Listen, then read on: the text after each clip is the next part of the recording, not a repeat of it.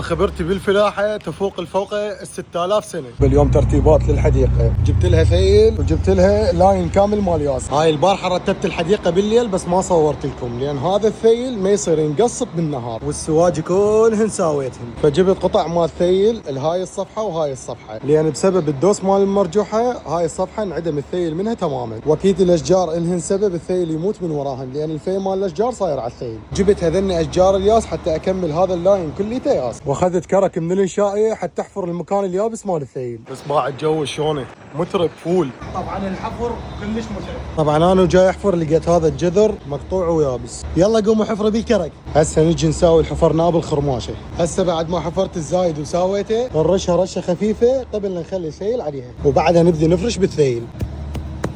باعوا شباب هاي الصفحه شلون صارت خضراء. هاي الصفحه هم عندي بيها فراغ راح اسويها، ومالكم شغله بهاي النخله لها ترتيب ثاني. وطبعا هسه كملت المربعات مال الثيل هاي وهاي. هنا كانوا شجرتين شلتهن ما مستفادين منهن، راح ازرع لاين مال ياس بدالهن. نقول بسم الله ونحفر حتى نزرع الياس. بس شوفوا دنيكه شكلين شلون طلع مناكم بينات حلوات. وهسه بعد ما كملت الحديقه نخبط السماد نقلبه زين.